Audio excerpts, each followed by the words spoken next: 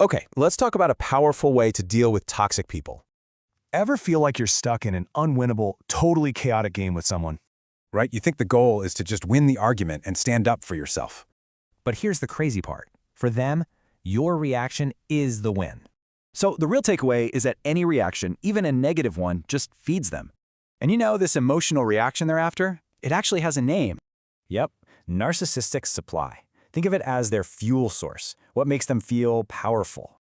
And honestly, they don't care if it's good or bad attention. It all works for them. So how do you stop giving them that fuel? What's the real move here? You try something called the starvation method. It's all about taking back control. It's super simple, really. Two main principles: remove their supply and withdraw access. Basically, it means you just stop engaging in all that chaos they create. The key is to mirror their calm, not their chaos. That's the real power move.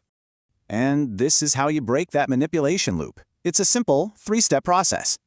See, when you give them nothing to react to, there's just nothing for them to feed on. They're forced to go find their supplies somewhere else.